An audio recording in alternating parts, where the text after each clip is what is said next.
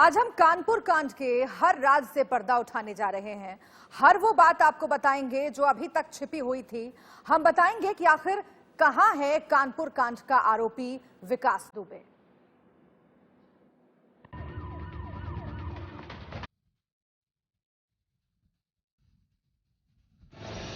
विकास Dubey case में कितने page?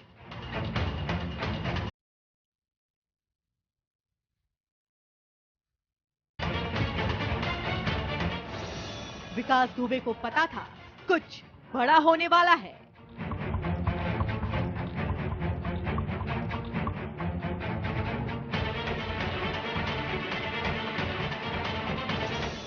विकास दुबे ने पत्नी बच्चों को पहले कैसे हटा दिया?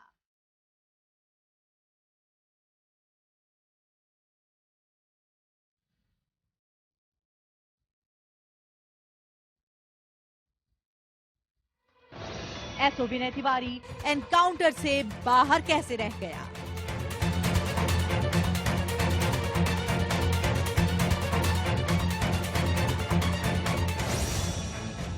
हिस्ट्री शीटर ने गैर कानूनी हथियारों का जखीरा कैसे रखा था?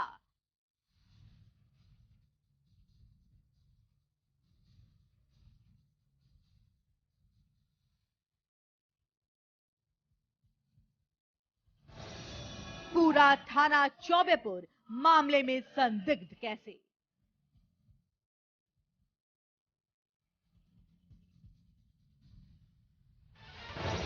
एसओ विनय तिवारी को प्लान से अलग क्यों नहीं रखा गया?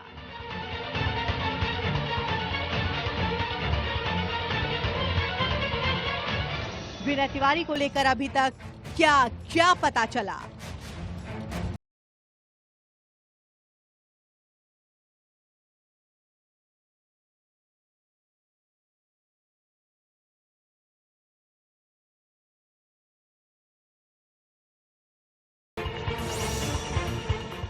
क्या था विकास दुबे का एग्जिट प्लान?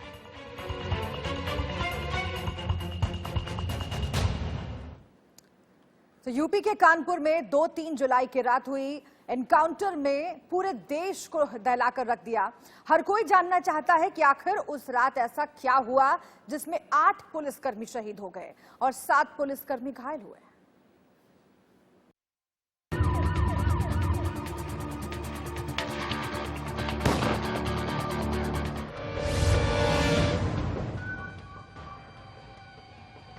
विकास दुबे 90 के दशक का एक मामूली सा अपराधी जो देखते ही देखते जुर्म की दुनिया का बेताज बादशाह बन गया।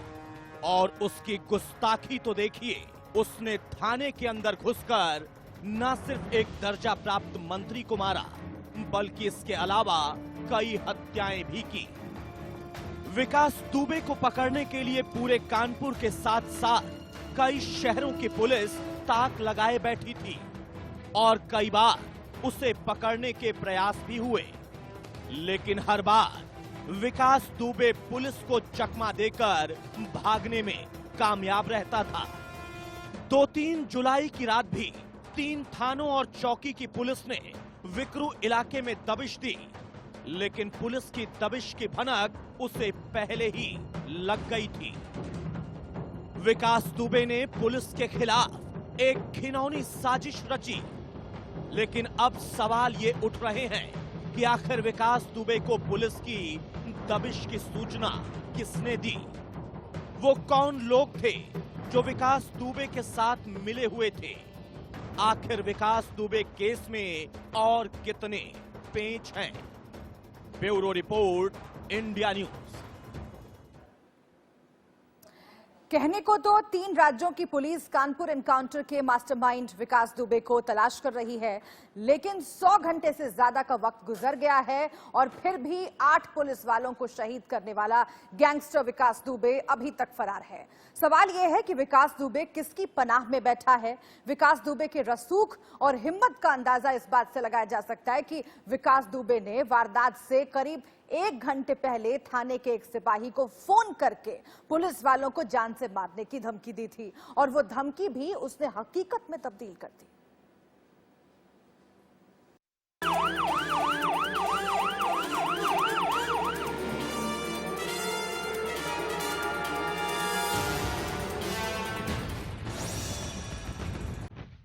कानपुर एनकाउंटर केस की कड़ियां जैसे जैसे खुल रही हैं, वैसे वैसे एक एक कर सभी सच भी सामने आ रहे हैं।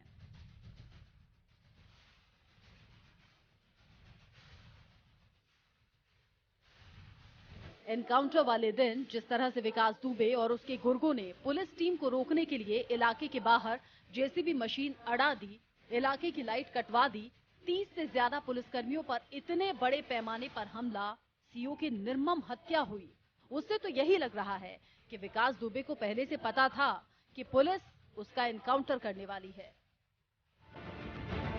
बिकरू के विकास दुबे, जी हाँ वही विकास दुबे जिस अपने गांव बिकरू में खेला था खूनी खेल और 8 पुलिसकर्मियों को उतार दिया था मौत के घाट। तो सवाल बड़ा है, क्या विकास दुबे को मालूम था कि क्या होने वाला है?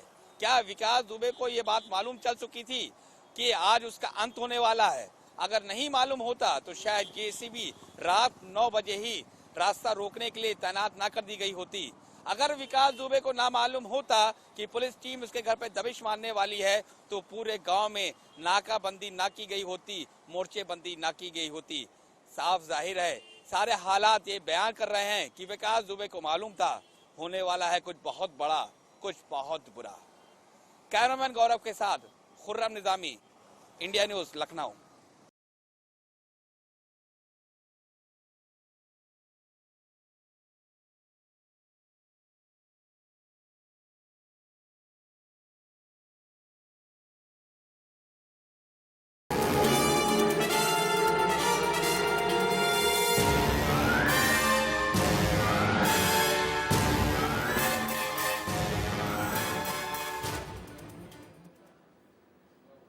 देखिए, अब ये बात तो आईने की तरह साफ है कि विकास दुबे को एनकाउंटर की जानकारी पहले से लग गई थी और इसीलिए उसने पहले से ही अपनी पूरी तैयारी कर ली थी। और क्या वाकया था, विकास ने क्या किया था, देखिए।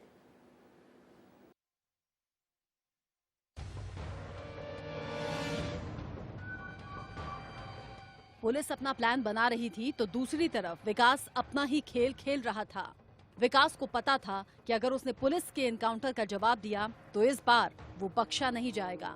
इस बार वो तो जाएगा ही, साथ ही इसमें उसका पूरा परिवार भी नप जाएगा। और इसीलिए उसने घटना से एक दिन पहले पत्नी और बच्चों को हट जाने के लिए कह दिया था। सूत्रों के मुताबिक विकास ने अपनी पत्नी को फोन कर बच्चे के साथ घर खाली कर किसी सुरक्षित स्थान पर जाने के लिए कहा था, जिससे पत्नी को पुलिस पकड़ न पाए और विकास दुबे का कोई राज पुलिस के हाथ न लग पाए।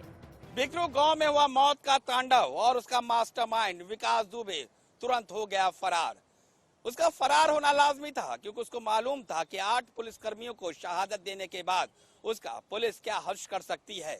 लेकिन वो अकेला नहीं हुआ था फरार, उसके साथ उसका परिवार भी हुआ फरार। और आपको हम बता दें कि जब ये घटना हुई तो उसका परिवार था कृष्णनगर लखनऊ में। और ये साफ जाहिर करता है कि विकास दुबे को था मालूम कि अगर परिवार पीछे रह जाता है तो वो पुलिस की गिरफ्त से भी दूर नहीं होगा, लिहाजा वो खुद हुआ फरार और परिवार को भी कर दिया गया फरार। अब देखना यह है कि कब पकड़ में आता है बिकरी गांव का मास्टरमाइंड विकास दुबे, या फिर पहले हत्या में चलता है उसकी बीवी और उसके बच्चे। वीडियो जर्नलिस्ट गौरव के साथ खुर्रम जामी, इंडिया न्यूज, लखनऊ। और चलिए अब आपको कानपुर कांड के आरोपी विकास दुबे के करीबी और दोस्तों से मिलवाते हैं। 15 तस्वीरें हम आपको दिखाएंगे जो पुलिस ने जारी की है और माना जा रहा है कि इनका विकास दुबे के से डायरेक्ट कनेक्शन है। इनसे पूछताछ आगे हो सकती है, लेकिन सबसे पहले तो इन्हें गिरफ्त में आना है। सबसे महत्वपूर्ण यह है कि आखिर वो कौन से लोग हैं, वो हम आपको जल्दी बता देते हैं। एक एक करके ये जो आप नाम देख रहे हैं इस स्क्रीन पर, आप ध्यान से देखिएगा। अमर दुबे तस्वीरों के साथ ये पुलिस ने जारी की है और इन सब की पुलिस को तलाश है। विष्णुपाल सिंह, शिव तिवारी, नरेश नागर, ये तमाम लोग जो आप देख रहे हैं विकास दुबे के करीबी हैं और इनकी पुलिस को तलाश है। इनसे पकड़ में आने के बाद जो पूछताछ होगी वो बहुत महत्वपूर्ण होगी।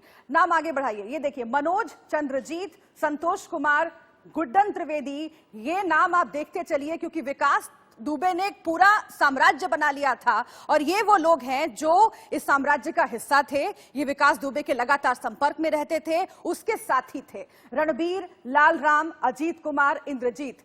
एक एक करके जो नाम आप देख रहे हैं उनकी पुलिस को तलाश है। गुड्डे, सत्यम, नाहर सिंह, ये तमाम नाम आप ध्यान से देखिए, इन तस्वीरों को ध्यान से देखिए और वो इस केस में कितने अहम हैं ये भी आप समझते चले जाइए, क्योंकि समझना है इस तरीके से इसे कि ये मामला बहुत हाई प्रोफाइल है, बहुत बड़ा होता जा रहा है और अब पुलिस महकमे के भीतर से भी चूंकि नाम सामने आ रहे हैं और पुलिस महकमे के भीतर से मुखबिरी का शक है और इसीलिए ये जो तमाम नाम हैं इनकी तलाश है पुलिस को और इसके साथ ही बहुत सारी कड़ियां हैं जो एक दूसरे से जुड़नी बाकी हैं। हिस्ट्री शीटर विकास दुबे के खिलाफ इतने बड़ा ऑपरेशन तैयार करना कोई एक दिन या कुछ घंटे का काम नहीं है। इसके लिए शहीद सीओ देवेंद्र मिश्रा 2 दिन से लगे हुए थे। उन्होंने इसके पीछे काफी वर्कआउट किया था और चौबेपुर थाने के विनय तिवारी को भी एनकाउंटर में रहने को कहा था, क्योंकि जिस इलाके में एनकाउंटर होना था उसे शहीद सीओ से बेहतर एसओ विनय तिवारी अच्छे से जानता था। बावजूद इसके एसओ ने इससे दूरी बना ली थी। देखिए रिपोर्ट।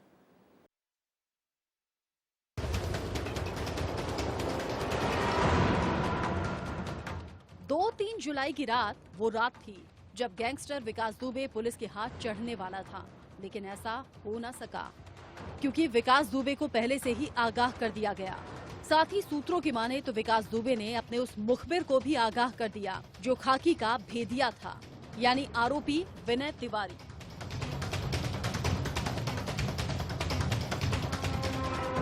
चौबेपुर के एसओ विनय तिवारी को इस पूरे ऑपरेशन को लीड करना था और वो आगे आगे चल भी रहे थे, लेकिन जैसे ही पुलिस इलाके में घुसी विनय तिवारी ने जेसीबी लगी देखी और खुद आगे न जाकर बाकी पुलिसकर्मियों को आगे भेज दिया, जिसके बाद से विनय तिवारी की भूमिका इस पूरे मामले में संदिग्ध देखी जा रही है।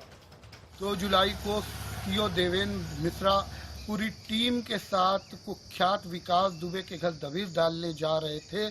उसी दौरान विनय तिवारी जो थाना चौबेपुर के एसओ था उसकी भूमिका संदिग्ध थी, क्योंकि सबसे पीछे उसकी ही गाड़ी थी और ऐसा बताया जा रहा है कि जेसीबी जिस जगह खड़ी की गई थी, जैसे ही अन्य पुलिसकर्मियों और डिप्टी एसपी ने जेसीबी को क्रॉस किया तो विनय तिवारी जेसीबी के पहले ही रुक गया, उसने क्रॉस नहीं किया। कहीं ना कहीं उसको ये मालूम था कि इस तरीके की घटना होनी है, जिसको लेके उसको सस्पेंड किया गया है और एसटीएफ उससे पूछताछ कर रही है।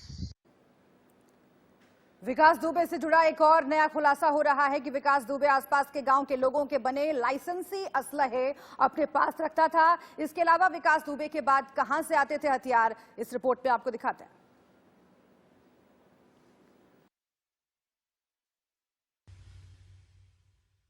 कुख्यात विकास दुबे के जो भी रिश्तेदार थे या उसके जो भी मित्र थे, उनके हथियार विकास दुबे के घर पे ही रहते थे। जो ग्राम प्रधान हो या जो और भी मित्र हों, जैसे इसका प्रॉपर्टी का कारोबार था तो जो प्रॉपर्टी वाले मित्र थे उनके भी जो लाइसेंसी आर्म्स होते थे वो इसके घरों पे रखे रहते थे। कहीं ना कहीं जो भी पूरा एक जखीरा जो मिल रहा है लगातार वो विकास दुबे के रिश्तेदारों का और उसके जो उसके सहयोगी है उनका। कैमरा पर्सन आरुष सोनकर के साथ राहुल वाजपेयी, इंडिया न्यूज, कानपुर। तो कानपुर कांड में पुलिस ने 3 और आरोपियों को गिरफ्तार किया है, जिसमें विकास दुबे की नौकरानी रेखा, बहू क्षमा और नौकर सुरेश वर्मा शामिल हैं। लेकिन इस पूरे मामले में चौबेपुर थाने की पुलिस को संदिग्ध माना जा रहा है। देखिए।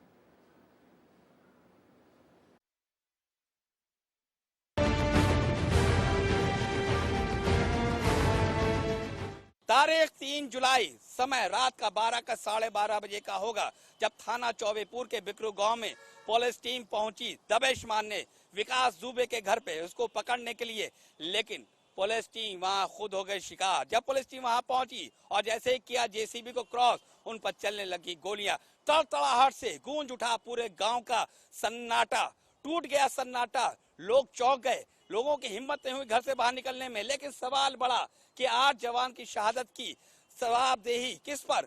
यह बड़ा सवाल इसलिए बनता है कि जब एनकाउंटर करने पुलिस टीम बना रही थी प्लानिंग, और जब निकल रहे थे थाने से बाहर तो क्या उन्हें मालूम नहीं था कि क्या दबदबा है, क्या रौब है विकास दुबे का गांव में? क्या उनको ये नहीं मालूम था कितने लोग वहां हो सकते हैं? क्या उनको ये नहीं मालूम था कि जवाबी कार्रवाई भी हो सकती है? क्या इस बात की जानकारी भी नहीं थी कि कौन कौन सा हथियार हो सकते हैं विकास दुबे उसके गैंग के पास, कितनी हो सकती है उनकी संख्या? ये सारे बड़े सवाल हैं जिसका जवाब मिलेगा जांच में। लेकिन हाँ, मुठभेड़ करने गई, दबिश मारने गई पुलिस की हो गई थी बड़ी चूक, जिसका खामियाजा मिला 8 पुलिस कर्मियों की शहादत का। Khurram Nizami, India news, Lucknow.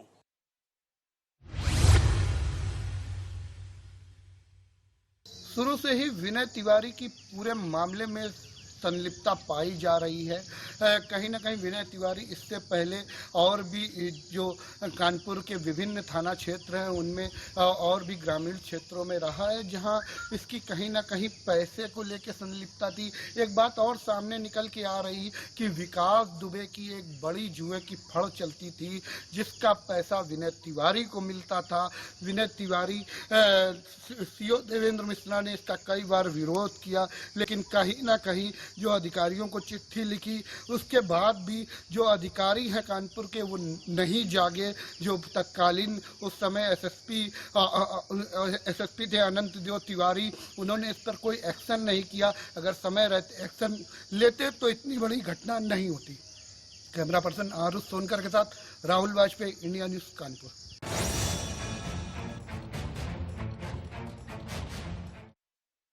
बिकरू के विकास दुबे, जी हां, वही विकास दुबे जिस अपने गांव बिकरू में खेला था खूनी खेल और 8 पुलिस कर्मियों को उतार दिया था मौत के घाट। तो सवाल बड़ा है, क्या विकास दुबे को मालूम था कि क्या होने वाला है?